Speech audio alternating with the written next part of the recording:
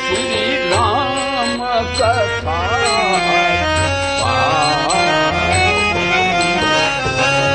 सदा सुखद दुख पुण्य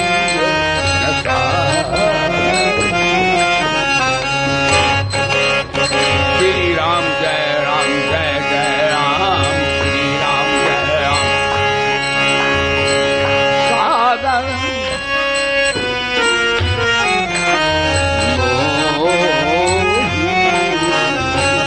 बार बार बंदो प्रभु श्री राम जय जय राम श्री राम जय राम करम प्रधान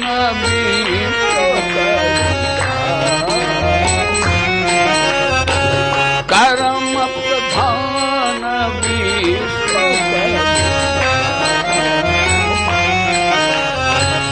दो जस करई सो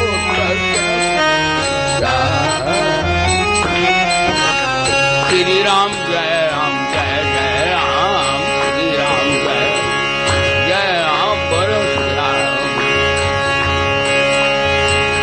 उमा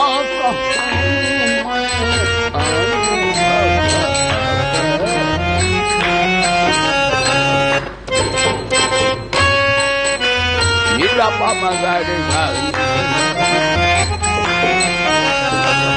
उमा कहूँ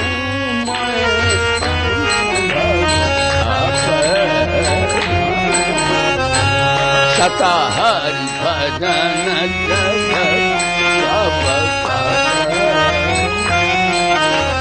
श्री राम जय जय राम श्री राम धर्म से विरतियो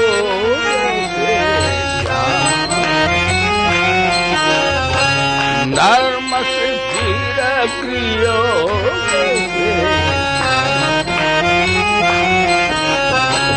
ज्ञान मोक्ष प्रद भेद श्री राम जय जय राम श्री राम जय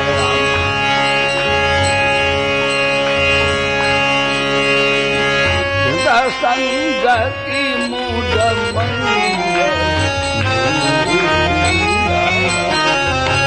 सतसंगति मुद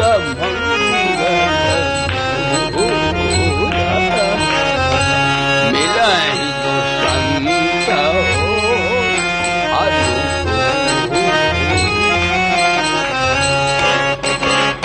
श्री राम जय जय राम श्री राम बोलिए सच्चिदानंद भगवान की जय। सभा में उपस्थित सभी साधक वृंद और हमारे संस्कृत विद्यालय के प्रिय छात्रवृंद, हम लोग एक जीवन विज्ञान का स्वाध्याय कर रहे हैं। अपने जीवन का सबसे महत्वपूर्ण जो विषय है कल्याणकारक, उसके लिए हम लोग अनवरत ज्ञान गंगा में अवगाहन करके अपने को धन्य कृतार्थ बना रहे हैं। बड़ा ही महती ये प्रशंसा का हमारे सौभाग्य का सबका अवसर है। तो देश भी पवित्र है, काल भी पवित्र है और हमारी सबकी पात्रता भी इसी के अनुसार पवित्र हो रही है। कई जन्मों का ये पुण्य फल उदय होता है। भक्ति या सत्संग जो है ये पूर्व जन्म के पुण्य से ही प्राप्त होता है। बल्कि मैं तो ये तो कहूँ ये पुण्य पाप का फल नहीं है। भगवान का ज्ञान और भक्ति भगवान की ये महाराज न तो पुण्य में होता है न पाप में होता है। ये पाप पुण्य से रहित होता है। इसलिए भगवान कृष्ण कहते हैं जो सत्संग माने जो ब्रह्म विद्या है, हे अर्जुन जैसे मैं अविनाशी हूँ उसी तरह मेरा ज्ञान भी अविनाशी है, मेरी भक्ति भी अविनाशी है और निष्काम कर्म योग भी अविनाशी है। यानी इनका फल कभी चाहे किसी जन्म में मुक्त नष्ट नहीं होता। जैसे महाराजा श्री श्रीमद् भागवत में कथा आती है, जिनके नाम पर भारतवर्ष है। महाराजा श्री का नाम भरत, उन्होंने बड़ी तपस्या की और एक हिरणी आई, उसके बालक होने वाला था और उसने छलांग लगाई, शिकारी उसे मारने वाला था। बालक उसका गंडकी नदी के बीच में प्रसव हुआ, बालक डूबने लगा। संत को दया आ गई। दया सर्वभूतेषु संतुष्टा येन केन वा समत्वेन सर्वात्मा भगवान संप्रसीदति। भगवान केवल माले जपने से प्रसन्न होते हों ऐसी बात नहीं है। माला भी जपो, लेकिन भगवान के बंदों से प्यार भी करो। कोई माला जपता हो और भगवान के बंदों से राग द्वेष करता हो, प्यार न करता हो, तो भाई उसकी माला जपना भी उतना बढ़िया नहीं है। और सबसे अगर हित प्रेम करता है तो उसकी अजपा माला जप रही है। सब में भगवान बैठे, किसी का अपमान मत करो। कहते महाराज 4 वेद 6 शास्त्र में, 4 वेद 6 शास्त्र में बात मिली है 2। सुख दीने सुख होत है, दुख दीने दुख होए। 18 पुराणेषु व्यासस्य वचनद्वयम् परोपकारा पुण्याय पापाय परिपीणम। हमारे वेद व्यास गुरुदेव ने कहा, बोले वेद व्यास भगवान की, वेद व्यास कहते मैं 18 पुराण, 18 उपपुराण, 4 वेद 6 शास्त्र और गीता का सार केवल 2 शब्दों में बता रहा हूं। 18 पुराणेषु व्यासस्य वचनद्वयम्। कहते सबके हित के लिए कार्य करो। स्थूल शरीर से सेवा करो, सूक्ष्म शरीर से सच्चिंतन करो सबके कल्याण का, और ध्यान धारणा समाधि भी लगाओ। ध्यान दो तो समाधि भी समाज के कल्याण के लिए लगाओ, अपने कल्याण के लिए नहीं। अपने लिए लगाओगे तो भोग है, और सबके हित के लगाओ कि वाह हम प्राणायाम सिद्ध करेंगे और शांति को प्राप्त करके समाज को शांति बांटेंगे, अपने लिए नहीं करेंगे। सबको प्राणायाम कराएंगे, सबको आनंद देंगे, सबको सुख देंगे। भले हमें कितना कष्ट उठाना पड़े तो भी हम ये भगवान का कार्य निष्काम भाव से करेंगे। तो समाधि भी सबके हित के लिए होनी चाहिए, चिंतन भी सबके कल्याण का होना चाहिए, और सेवा भी सबकी निष्काम होना चाहिए। तो महाराज आपका सत्संग हो रहा है, स्थूल शरीर से भी सत्संग हो रहा है, सूक्ष्म का चिंतन, सूक्ष्म चिंतन होता उससे भी सत्संग हो रहा है। सत्संग मान सत्य का साथ हो रहा है। और समाधि आप लगाते वो अपनी शांति अपने सुख के लिए नहीं, सबको सिखाने के लिए कि ऐसे ही सबको शांति मिलेगी। हाँ, अपने लिए समाधि भी नहीं है, अपने लिए कुछ कर्म है ही नहीं। अपने लिए होगा तो अहंकार और ममता आ जाएगी, और अहंकार ममता आई तो अविद्या आ जाएगी, और यही हमें राग द्वेष अब दुनिया भर की हाय हाय खाए खाए आ जाएगी। इसलिए सकामता सबसे बड़ा पाप है, और निष्कामता मैं तो कहता हूं न वो पाप है न पुण्य है। निष्कामता भगवान से मिलाने वाला आध्यात्मिक एक ज्ञान है। निष्काम कर्म किया करना चाहिए, लेकिन आजकल निष्काम कर्म में हम कहाँ कर पाते हैं। थोड़ी थोड़ी बात पर हम फुनफुनाने लगते हैं, अपना अपमान शरीर को मान अपमान समझने लगते हैं। महाराज इसलिए जब तक निष्काम नहीं होंगे, आचार नहीं होंगे, तब तक महाराज हमारा जो अज्ञान है, शरीराध्यास, देहाभिमान नहीं जाएगा। परसों रसों को सुनाया था कि देहाभिमान हमें बड़ा दुख देता है, अहंकार हमें बड़ा दुख देता है। कहते एक माता कहीं जा रही थी तो महाराज कोई संत बोले, माता जी नमो नारायण। अब वो कोई विचारधारा कैसी होगी, कहा तेरी मैं माँ थोड़ा ही हूं, तो माता क्यों न, वो कैसा मेरे कहता है। महात्मा बोले देखो मेरे से आयु बड़ी हो तो बड़ी होती उसको माँ कहते हैं, बराबर आयु हो तो हम महात्मा लोग उसे बहन जी कहते हैं, छोटी हो तो हम उसको बिटिया बेटी कहते हैं। तो इसमें आपका मैंने अपमान जान के तो नहीं किया है, लेकिन उन्हें इतना देहाभिमान है कि हमको तुम देवी जी कहो, न माता कहो, न बहन कहो, न बेटी कहो। देहाभिमान देखो ऐसा खतरनाक होता है। महात्मा तो संत बेचारे बोल रहे हैं, वो तो अपनी भूमिका से अच्छा बोल रहे हैं, लेकिन देहाभिमान कैसा है कि वो अच्छा को भी बुरा अहंकार से ठोस रहा है। आज ऐसा ही हम लोगों की दशा हो गई। भला बताओ, छोटी छोटी बात पर उसको प्रतिष्ठा का प्रश्न, अपमान का प्रश्न, शरीराध्यास के कारण ये अहंता ममता पैदा हो जाती है। ये अविद्या की जनक है।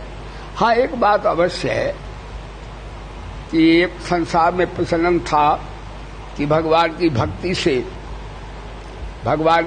से हाँ भगवत प्राप्ति होती है, शरणागति से भगवत प्राप्ति होती है, और वेदांत के ज्ञान से स्वरूप का बोध होता है। ये दो बातें प्रसिद्ध थी संसार में। दो ही बातें हैं, वफा की आजमा कर देख लो, या तो मेरे बनो या मुझको अपना बनाकर देख लो। लोकेस्मिन् विधा विष्ठा पुरा प्रोक्ता मयानघ ज्ञान योगेन सांख्यानाम कर्म योगेन योगिनाम।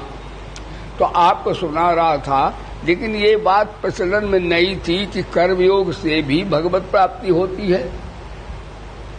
हाँ, कर्मयोग से भक्ति से भगवान मिलते हैं, वेदांत के ज्ञान से आत्मा का बोध होता, तो कर्मयोग से भी परमात्मा मिल जाते हैं। ये बड़ी साधन प्रणाली सरल है, सुबोध है, सबके करने वाली है, और ये भी करण सापेक्ष साधना निरपेक्ष है। निष्काम कर्मयोग निष्पेक्ष करण निरपेक्ष होता है।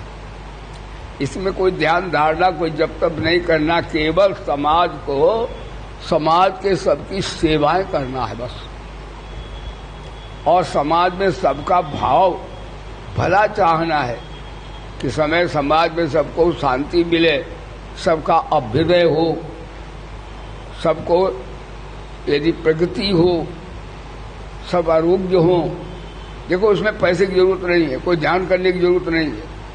इसीलिए निष्काम कर्म योग भी करण निरपेक्ष साधना है, सापेक्ष नहीं है।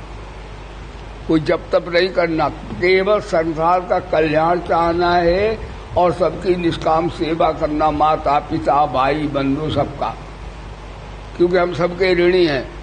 व्यक्ति कोई अकेला दुनिया में होता नहीं, अकेले जी नहीं सकता। बिना किसी के सहायता के हमारा काम नहीं चल सकता, किसी व्यक्ति का नहीं चले संसार में। जैसे हमारे माता पिता हों तो हमारा पालन कौन करेगा, तो बिना माता पिता के काम नहीं चल सकता। अच्छा, आचार्य अध्यापक गुरु शिक्षक न हो तो हमें विद्या कौन देगा? हमें विद्या भी तो चाहिए, तो उनके बिना भी काम नहीं चल सकता।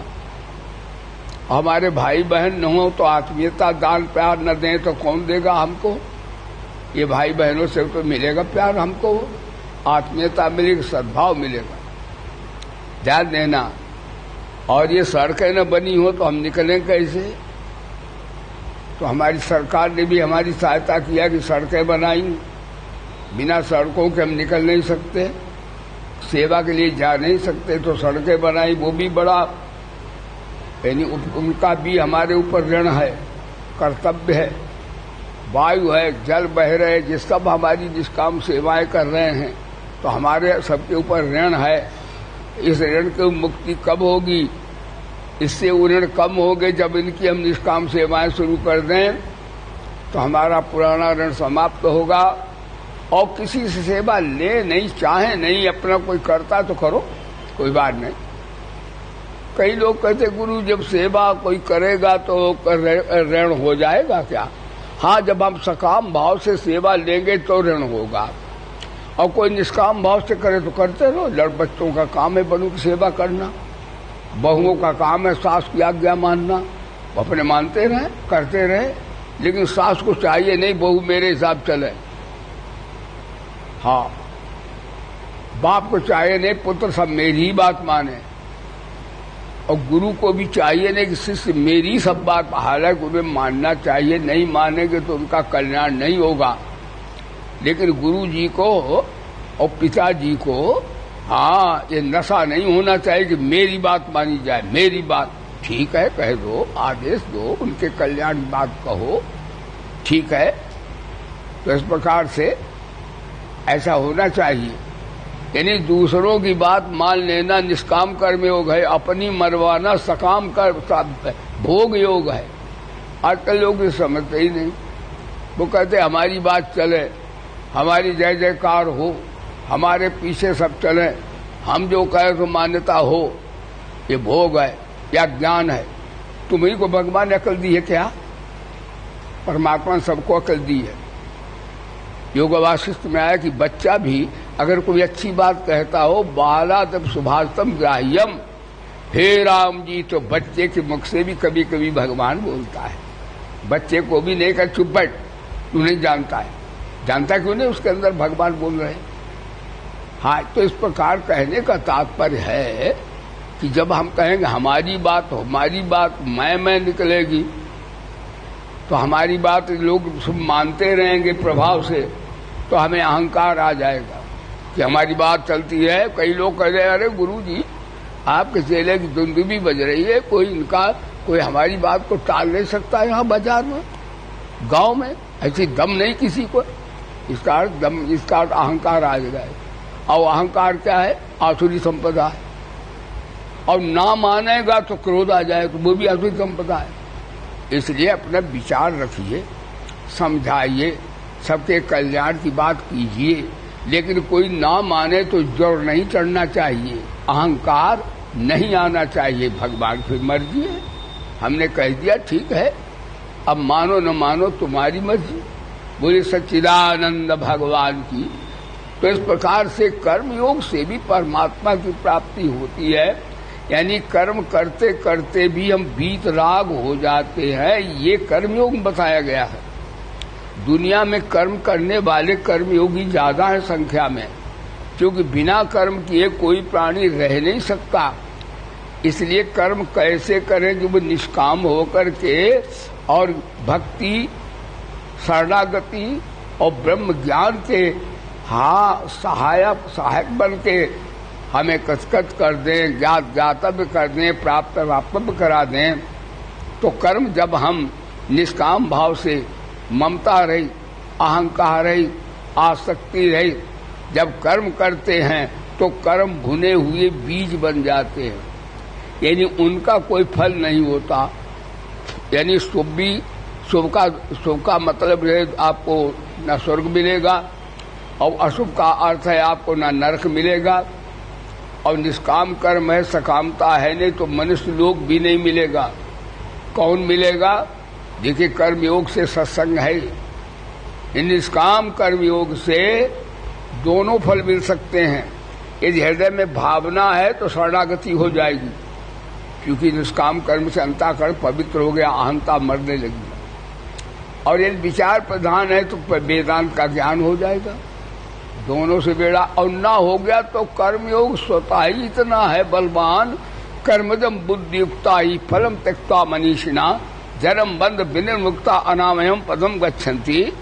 श्रीमन्नारायण नारायण नारायण भगवान नारायण नारायण श्रीमन्नारायण नारायण भगवान नारायण नारायण श्रीमन्नारायण नारायण भगवान नारायण। देखो जनक जी का भगवान ने ये दिया, तो भागवत में आता है जो व्यक्ति विचार प्रधान है और वैराग्य उनमें विशेष है तो वो ज्ञान योग के अधिकारी हैं, और जिनमें मानने की बात है, भाव प्रेम है, वो भक्ति योग के अधिकारी हैं। लेकिन कर्मयोग के कौन अधिकारी हैं? कहते जो संसार में भी उन्हें थोड़ी आसक्ति है, उनको भगवत प्राप्ति कैसे हो? तो कर्मयोग में निष्कामता की बात बता दी भगवान ने। और भगवान का ऐसे जो होता है, कर्म करने से संसार में रहता प्राणी निर्लिप्त होता है, और वो भी वीतराग हो जाता है। कहते वीतराग कैसे होता? वीतराग अर्थ विगत रागा वीतरागा, यानी वीतराग शब्द ज्ञान योग में प्रयोग किया जाता है, लेकिन कर्म करते करते ज्ञान योग की क्षमता भी प्राप्त हो जाती है। धर्म से विरति योग से ज्ञाना, ज्ञान मोक्ष पद वेद बखाना। धर्म माने निष्काम कर्म, इससे क्या होता, वैराग्य पैदा होता है, और वैराग्य से क्या होता, अनुराग पैदा होता है। ध्यान देना, और वैराग्य से विवेक भी पैदा हो जाता है। विवेका मन परम प्रकाश हो, विवेक मोह ब्रह्म भागा। मोह अविद्या की निवृत्ति फिर हो जाती है। इन दोनों में निष्कामता की आवश्यकता। एक बात और है, ज्ञान योग और कर्म योग में, यानी निष्काम कर्मी की साधना में ज्ञान योग की आवश्यकता नहीं है, न भक्ति योग की आवश्यकता है, लेकिन भक्ति योग और ज्ञान योग को निष्काम कर्मियों की आवश्यकता है, क्योंकि इसके बिना अंतःकरण शुद्ध होगा नहीं। अंतःकरण शुद्ध हुए बिना विचार आएगा नहीं, प्रभु से प्यार बनेगा नहीं है। कहते हैं कि महाराज इसमें तो वो ऐसा कहते हैं कि महाराज न नवमन तेल होगा न राधा नाचेगी, यानी निष्कामता के बिना निष्काम भक्ति नहीं हो सकती, निष्कामता के बिना असंगता विवेक वैराग्य भी नहीं आ सकता। इसलिए दोनों क्या, इसलिए भगवान ने निष्काम कर्मयोग की महती प्रशंसा की और कहा कर्मयोग विशिष्टते। यद्यपि सभी ज्ञान भक्ति साधन बहुत हैं, लेकिन साधना में सुगम होने से शंकराचार्य भगवान मानते इस बात को कि कर्मयोग, इसलिए भगवान का दुनिया में आदमी कर्म करते करते कल्याण चाहता तो ऐसे हो जाएगा। कैसे हो जाएगा? कहते हैं योगितो विशुद्धात्मा विजितात्मा जितेन्द्रिया सर्वभूतात्मा कुर्मन अपि न कर्मति।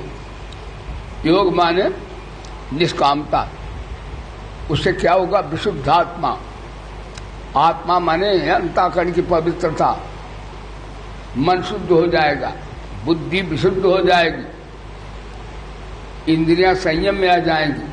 देखो निष्काम कर्म कितनी बड़ी महिमा है। विशुद्धात्मा जितेन्द्रिया, और संपूर्ण भूतों की आत्मा सो मेरी आत्मा। कई बार कहा निष्काम कर्मी को, एक महापुरुष थे, गीता का पाठ करते होंगे जज साहब, उनके सामने कोई एक व्यक्ति आया,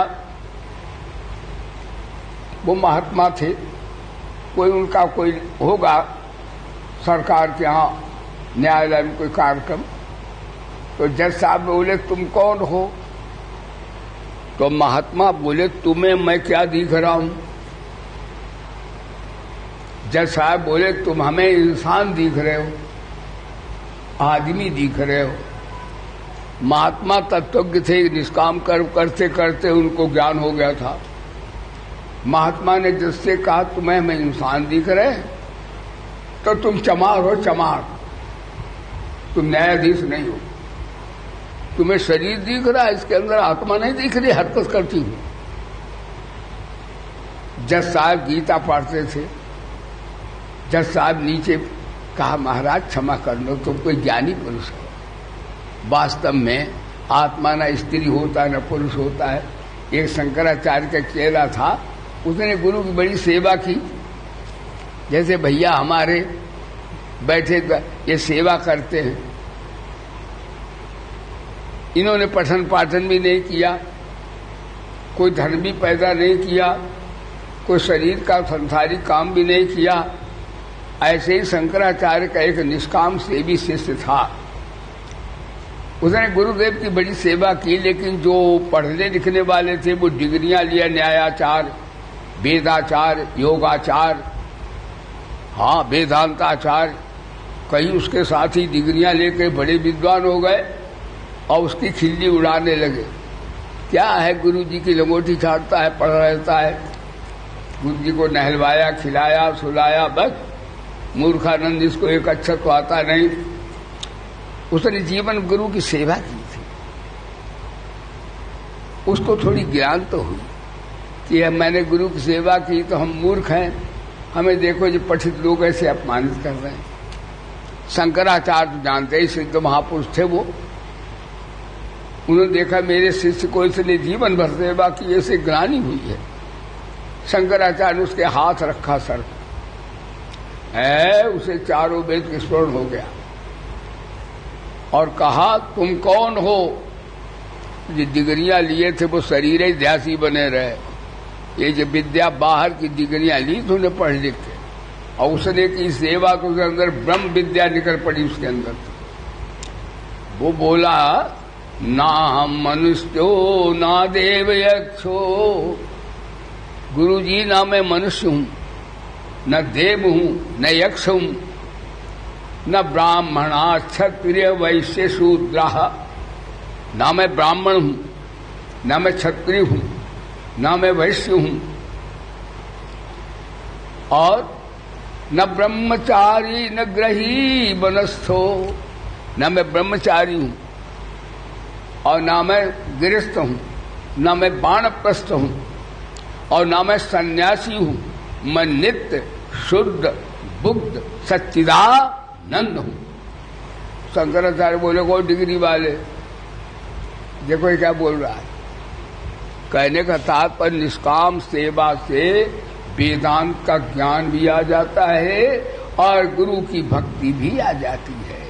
ये दोनों का ग्रैंड फादर है, इसलिए श्रेयो ही ज्ञानम अभ्यासात ज्ञानाध्यानम विशिष्यते।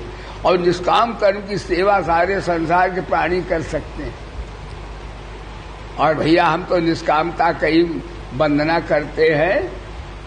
निष्काम भजन करने से भगवान उसके हृदय में वास करते हैं। भगवान कहते हैं वचन कर्म मन मोर गति, भजन करे निष्काम तिनके हृदय कमल मऊ करऊं सदा विश्राम। जो भजन कर्म से मेरा निष्काम भावेन भजन करते उनके हृदय में मेरे को शांति मिलती है। निष्काम कर्मयोगी अपने को शांति देता है, अपने घर वालों को शांति देता है, समाज को शांति देता है। और हमारे भगवान भी कहते मैं भी उसके हृदय में शांति। कितनी बड़ी बात है। ये निष्काम सेवा बहुत बड़ी चीज है। जिसको जीवन में आ गया समझ लो उसके सारे सिद्धियां साधा सब योग सिद्ध हो जाएंगे। कर्म योगो विशिष्टते गीता में भगवान ऐसा बताया है। तो मैं आपको बताता हूं कि जनक जी ने उन्होंने उदाहरण किया निष्काम सेवा से तुम्हारे बुजुर्ग जनक जी जैसे ही महान आत्मा ज्ञानी हुए, जिनके यहाँ ऋषि मुनि भी आकर के वेद वेदांत के ज्ञान में आनंद लेते थे। और जो श्रेष्ठ पुरुष आचरण करता है वही इतर करते हैं।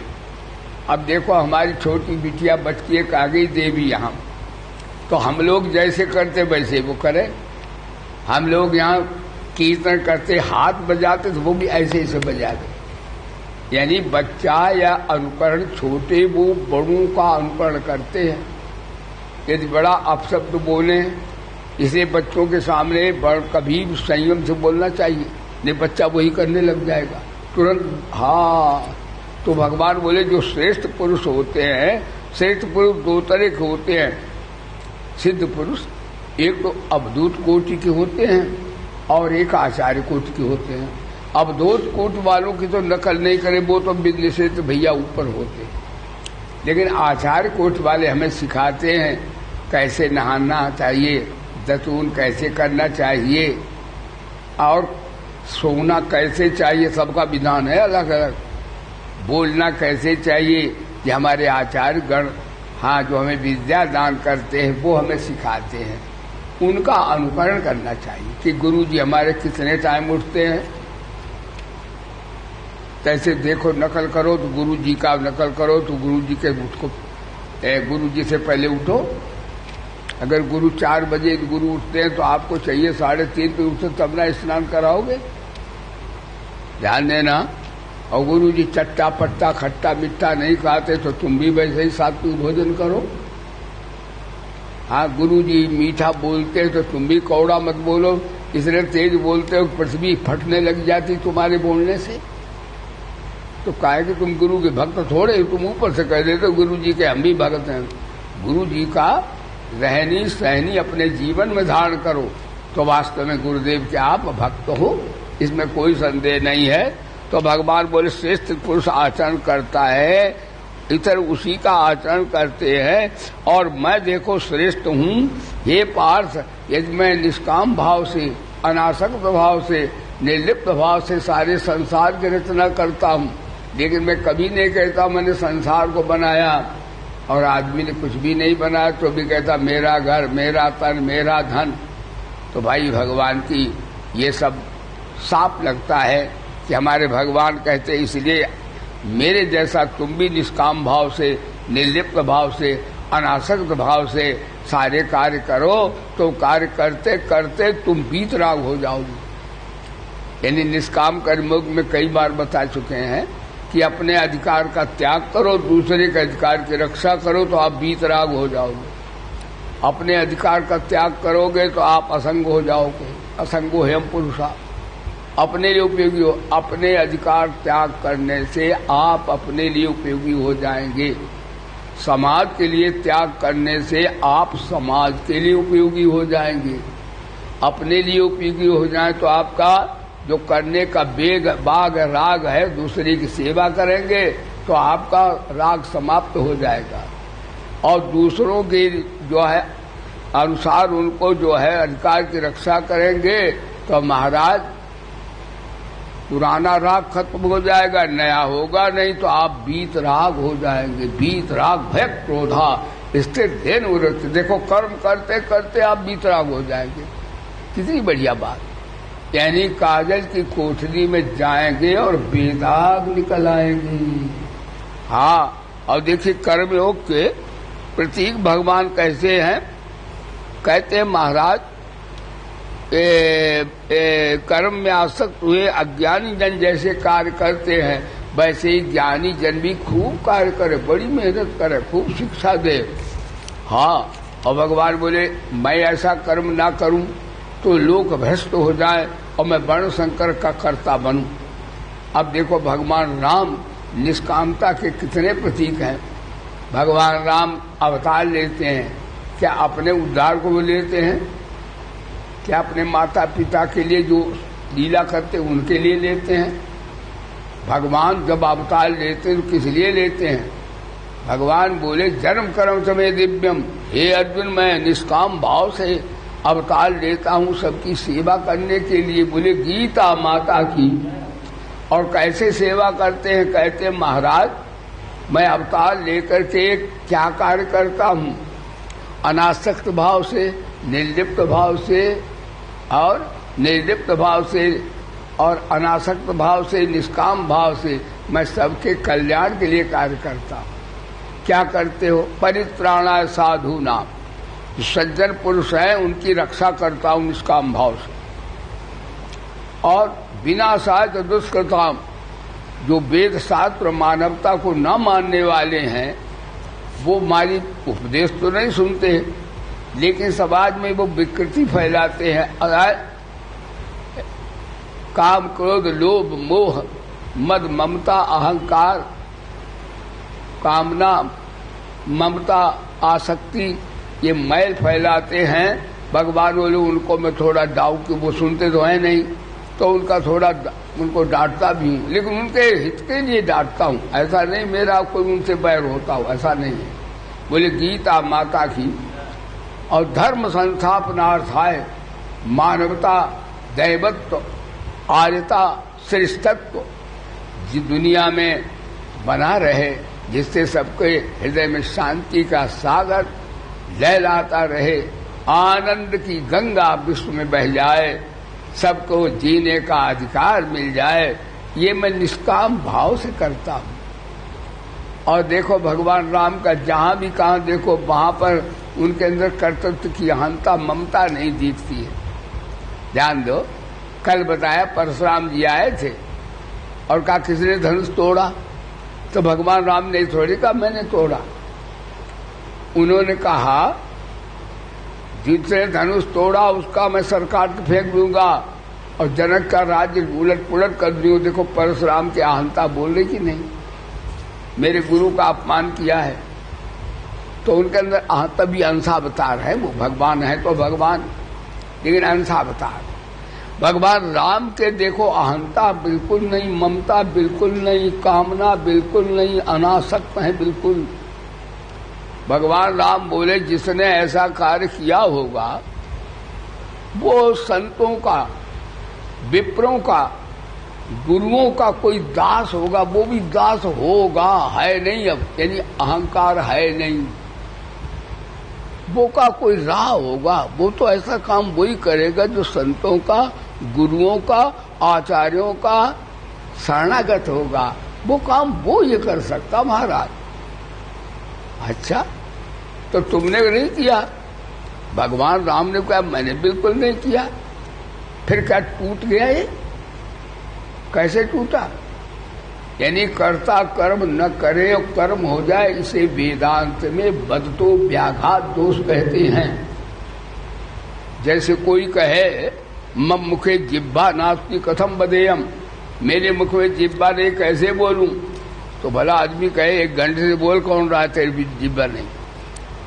कोई कहे मम पिता बाल ब्रह्मचारी आसी, तो लोग कहेंगे तू कहां से आ गया? पिता ब्रह्मचारी हो सकता, बाल ब्रह्मचारी कैसे हो सकता है? इसे वेदांत में बदतो व्याघात दोष कहते हैं। यानी कर्ता कर्म ना करे और कर्म हो जाए, संगति नहीं बैठती है। भगवान राम बोले बैठाल के दिखा दें, यानी भगवान वो काम कर सकते हैं जो वेद शास्त्र में लिखा है। और वेद शास्त्र कहता है ये काम बिना कर्ता के नहीं हो सकता। भगवान निष्काम सेवा वाले ये भी सिद्ध कर देंगे। बोले राजा रामचंद्र भगवान की। भगवान राम बोले हो सकता है, कर्ता कर्म न करे, हो सकता है। अच्छा, हो सकता है। परशुराम बोले देखो मेरे पास धनुष है, अपने आप पहुंच जाए तो हम जाने, कर्ता न कर्म करे हो जाए। तुलसीदास ने बड़ा इस वेदांत के सिद्धांत को कैसा बढ़िया रामायण में दर्शाया। देत चाप आप ही चल गए, यानी जैसे परशुराम ने धनुष को निकाला, वो अपने आप खट से गया, जैसे नहीं चुंबक खींच लेती। भगवान राम बोले मैंने हाथ थोड़े बढ़ा, देखो आ गया कि नहीं। देत चाप आप ही चली गए, परशुराम मन विस्मय भय। परशुराम बोले भाई ये कोई अवतारी पुरुष है, इन्होंने किया नहीं और कर दिया सब कुछ। इसी तरह निष्काम कर्म योगी करता कुछ नहीं लेकिन सब कुछ कर देता है। उससे समाज का भला होता है, उसका भी भला होता है, परमात्मा प्रसन्न होता है। कितनी बढ़िया बात। स्वल्पमप्यस्य कर्मस्य तहते महत्व भाव। तो महाराज परशुराम जी जान गए ये भगवान है, ये वास्तव में करते कुछ नहीं, शिक्षा दे रहे हैं कि इस तरह करना चाहिए कि कर्ता तो हो लेकिन कर्तृत्व की अहंता न हो, ममता न हो, आसक्ति न हो, कामना न हो। कितनी बढ़िया भाई शिक्षा आज कर्मयोग से मिली। भगवान श्री राम भद्र ने, कृष्ण ने कहा और भगवान राम ने करके दिखा दिया। अब समय पर यही समापन करते हैं। मेरे साथ देखिए एक बात और बताते हैं। आज संसार में तामसाच्छन्न वातावरण से बड़ी बड़ी बताते, किसी देश में बड़ी भयंकर आवाजें आ रही हैं। ये सब प्रलय काल की सूचना है। आप देखते हैं कि आज पुरुषों में, माई बहनों में निर्लज्जता बढ़ रही है। पहले बड़ों के सामने हम लोग कभी बोलते नहीं थे, आज बक बक बक बक झक झक हो रहा है। यानी आसुरी संपदा, निर्लज्जता बढ़ रही है, भयंकर आवाजें आ रही हैं। अरे बिजलियां गिर रही हैं जगह जगह। अभी तो हमें भैया बताया कि हमारे हर की पैड़ी पर रात्रि में 11-12 बजे बिजली गिरी है और वहां का जो पुल है उसे चूर चूर कर दिया है। ऐसा कभी बिजली वज्रपात होता था? कभी नहीं होता था। अब देखो जगह जगह बादल फट रहे हैं। ये क्या है? ये प्रलय की सूचना है कि इंसान अब भी निष्काम सेवा कर, अब भी सत्य बोल, अब भी निर्दयता छोड़, अब भी धन के पीछे, माया के पीछे उतना न पड़। माया धन को थोड़ा बहुत निष्काम भाव से पालन करके जीव को पालन कर और दुनियादारी का चक्कर छोड़ और सच्चाई से इंसान के साथ कपट, झूठ, मक्कारी न कर, क्योंकि इंसान के रूप में भगवान तो घूम रहे हैं। क्या करोगे माया का? क्या करोगे दुनिया के दिखावा का? प्रदर्शन करोगे तो क्या हुआ? आसुरी भाव बढ़ेगा। ध्यान दीजिएगा। इसलिए दुनियादारी को, जिसे तुम ऐश्वर्य को, धन को, बल को बड़ा मानते, उसकी जगह भगवान को बड़ा मानकर और धन संपत्ति बुद्धि निष्काम भाव से समाज की सेवा में अभी लगा दो तो आप सतयुग में प्रवेश पाएंगे। झूठ बोलने वाले, चाहे वो दुनिया की माया उनके बनी हो, सब झूठ बोलने वाले अब सतयुग में प्रवेश नहीं कर पाएंगे। बोलिए धर्म की, क्योंकि सतयुग आने वाला है, इसलिए भाई सूचना देना अनिवार्य है। यानी 4 धर्म के चरण होंगे, वो अब सतयुग में प्रवेश करेंगे। और सतयुग शायद 4-60 वर्ष में आने वाला है। कलयुग है जा रहा, सतयुग है आ रहा, संगम जाना, आने वाला खुशी का जमाना। सत्य कभी मिटता नहीं, नाश तो विद्यते भावो। तो सत्य का युग आ रहा है, तो उस सत्य में कौन आएंगे? पात्रता भाई साधना करो, सब लोग अपना कमाओ, अपना खाओ, इतनी परिश्रम करो पसीना निकल जाए। कोई तुम्हारी निंदा करे, तुम किसी को बुरा मत कहो। कोई तुम्हारा बुरा चाहे, तुम मत चाहो, तुम्हारा कल्याण हो जाएगा, तुम सत्य में प्रवेश कर जाओगे। तो धर्म के 4 चरण है भागवत में। सत्य, विद्या, दानम, तपा, सत्यम। विद्या का अर्थ है रात दिन निष्काम कर्मयोग, भगवान की भक्ति, शरणागति और विचार, इन्हीं में समय अधिक लगाओ। ये विद्या है। स्कूल कॉलेज को वो विद्या नहीं, वो अविद्या है। वो यहाँ रोट देती है, ठीक है, लेकिन कल्याण इससे नहीं हो सकता। वेद में विद्या 2 तरह की है। तो ये ब्रह्म विद्या को ही विद्या कहे, जो ईश्वर जीव से मिला है वही विद्या है। विद्या क्या? तो शंकराचार्य बोले ब्रह्म गति प्रदाया, जो हमें परमात्मा से मिला दे वही वास्तव में विद्या है। दानम, दान का अर्थ केवल नोट ही का दान नहीं है, ठीक है, नोट हो तो नोट दान कर दो। सबसे बड़ा दान अभय दान है। सबसे बड़ा दान सबका कल्याण चाहना है, इसमें कोई पैसे की जरूरत नहीं है। पैसे का दान जो है वो निचाई का है। सबसे बड़ा दान सबका कल्याण हो, सबका भद्र हो। सर्वे भवन्तु सुखिना, भारत की संस्कृति, सर्वे संत निरामया। इसलिए इस युग में भी हमारे भारत के सिद्धांत की विजय होगी। बोले भारत माता की। इसलिए विद्या दान, हाँ, तो सबका कल्याण का दान, अभय का दान। तो विद्या दानम तपः, तपस्या करते नहीं हाथ खड़े कर लो सुखा दो। तपस्या का अर्थ है निष्काम सेवा करना, सबसे प्रेम करना और विचार के द्वारा कि मैं कौन, कहाँ से आया हूँ, कौन हूँ, कहाँ जाना है, इस पर भी ब्रह्माभ्यास करना और निष्काम जगत की सेवा करना तपस्या है। विद्या दानम तपा शौचम, और शौचम का अर्थ है शरीर से सबकी सेवा करना और बुद्धि से, मन से सबका चिंतन कर, कल्याण के चिंतन करना और बुद्धि से सबका विचार करके कल्याण में प्रेरणा दे करके सबको हाँ आत्मीयता का दान करना। ऐसे जो 4 चरण धर्म के हैं, अब जो पालन करेंगे सारे भाई बहनों सुन लो संसार के, वो अब सतयुग में प्रवेश पाएंगे और नहीं तो इस कलयुग में ही फिर हाय हाय के युग में आना पड़ेगा। आज निष्काम कर्म संदर्भ आपने श्रवण किया, मैं आपको बहुत बहुत साधुवाद और प्रभु की ओर से आशीर्वाद प्रदान करता हूँ। हे परमपिता परमात्मा, सबके साधकों के हृदय में अपना प्यार भर दो, बुद्धि में विवेक दे दो, शरीर में शक्ति दो, सबका बेड़ा पार कर दो। सर्वे भवन्तु सुखिना, सर्वे सन्तु निरामया, सर्वे भद्राणि पश्यन्तु, माँ कश्चित् दुख भाग भवेद। ओम शांति। बोलिए वेद भगवान की, श्री गीता माता की, श्री गायत्री माता की, श्री गंगा माता की। धर्म की, अधर्म का, प्राणियों में, अरे विश्व का। हर हर महादेव। जय जय श्री राधे।